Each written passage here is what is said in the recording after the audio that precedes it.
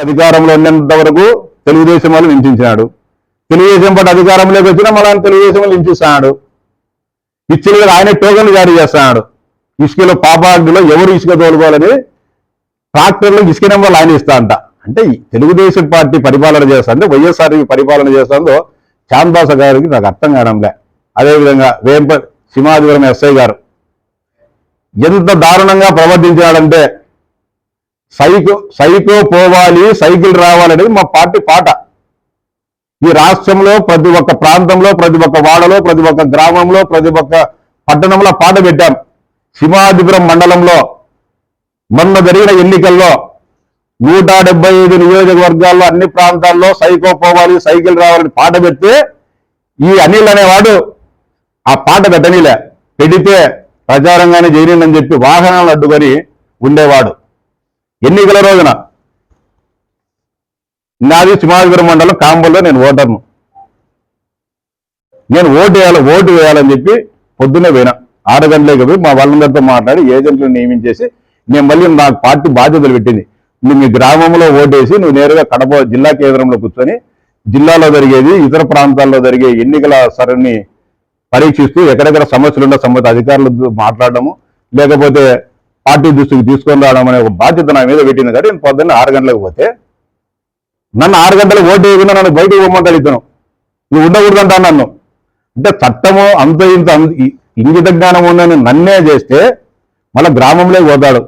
స్వేచ్ఛాయుత వాతావరణంలో ఓటేయండి, ఎవరికి భయపడ్డదని. మేమేమైనా ఆ ఊళ్ళో ఎప్పుడో రిగ్గింగ్ చేసినామా?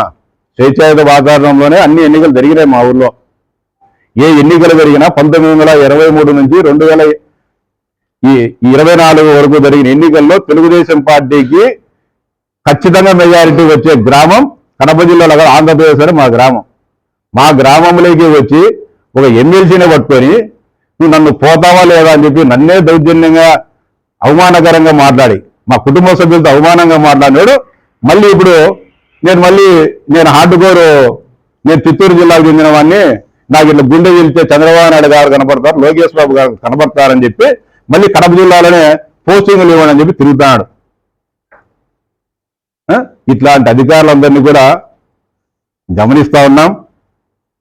కడప జిల్లాలో కాదు, ఆంధ్రప్రదేశ్లో కానీ ఇలాంటి వాళ్ళ ఉద్యోగాలు రావు. గతంలో ఇదే పులివెందుల్లో పనిచేసేటప్పుడు అతని వ్యవహార శైలి ఏ విధంగా ఉండేది? మటగా దేనిని అడ్డం పెట్టుకొని మటగా కంపెనీలో భాగం పెట్టుకొని లక్షలాది రూపాయలు సంపాదించుకోమన్నాడు. ఒక అధికారిగా ఉండి ఎస్సీ కార్పొరేషన్లో వాళ్ళమ్మ పేరుతో ఇన్నోవా కారు తీసుకున్నాడు. గతంలో నేను చేసిన ఫిర్యాదు మేరకు అతను ఇక్కడ నుంచి సస్పెండ్ చేసి పంపించడం జరిగింది. ఇది వాస్తవం.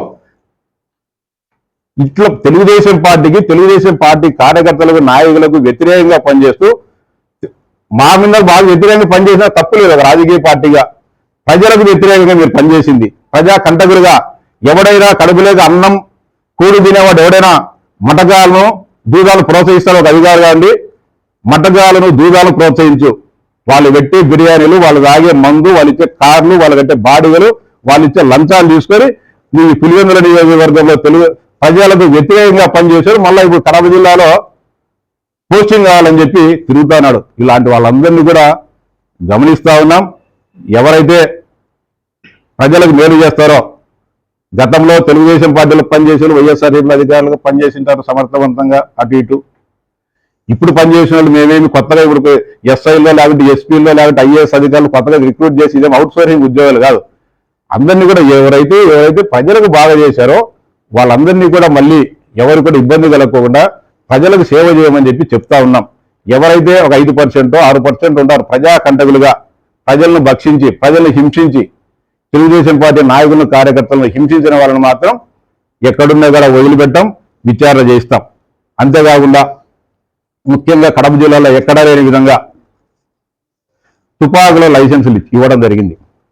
తుపాకుల లైసెన్సులు ఇవ్వాలంటే నేర చరిత్ర ఉండకూడదు, అతనికి ప్రాణహాని ఉండాలా. కడప జిల్లాలో ఇష్టానుసారంగా గతంలో పనిచేసిన పోలీసు ఉన్నతాధికారులు తుపాకీ లైసెన్సులు ఇవ్వడం జరిగింది. వీటన్నిటిపైన కూడా సమాచారం సేకరిస్తున్నాం. ఎందుకని తుపాకులు ఇవ్వాల్సి వచ్చింది, ఎవరి అనుమతితో ఇవ్వడం జరిగింది, నిబంధనలను పాటించారా, నిబంధనలను ఉల్లంఘించారన్న దానిపైన కూడా రాష్ట్రం పోలీసు ఉన్నతాధికారులకు సమగ్రంగా ఫిర్యాదు చేసి వాటిపైన కూడా జరుగుతుంది. ఇంకా దారుణం, ఏ వ్యక్తికైనా గన్మ్యాన్ ఇవ్వాలంటే ఒక పద్ధతి ఉంటుంది, సెక్యూరిటీ రివ్యూ కమిటీ అని ఉంటుంది.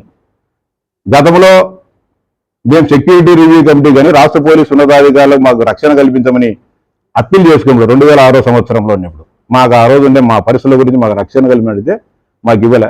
మేము కోర్టు పోయి తెచ్చుకున్నాం. అనేక సందర్భాల్లో మరి రద్దు చేసినప్పటికీ కోర్టు పోయి తీసుకొచ్చుకోవడం జరిగింది. జగన్మోహన్ రెడ్డి గారు ముఖ్యమంత్రి అయిన తర్వాత ఎస్ఆర్సీలో అనుమతి లేకున్నా కూడా జిల్లా ఎస్పీలు వార్డు మెంబర్లకు, సర్పంచులకు, ఊరికి సోకుపోయే దందాలు చేసుకునే వాళ్లకు, స్మగ్లర్స్కు, ఎర్రచందనం స్మగ్లర్స్ కూడా జిల్లా ఎస్పీలు గన్మ్యాన్లను కేటాయించడం జరిగింది. నేను అనేక సందర్భాల్లో ఫిర్యాదు చేశాను రాష్ట్ర జిల్లా పోలీసు ఉన్నతాధికారులందరికీ.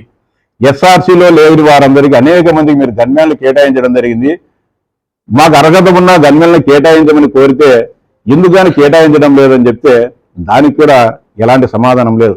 కడప జిల్లాలో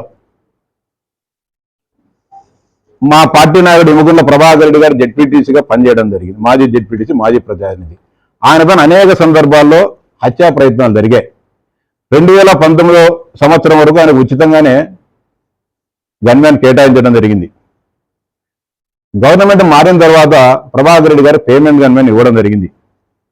ఇదే నియోజకవర్గంలో కానీ జిల్లాలో కానీ అనేక మందికి ప్రభాకర్ రెడ్డి గారికి పేమెంట్గా ప్రాణహాని ఉందనే విషయం ఈ జిల్లా ప్రజలందరికీ తెలుసు.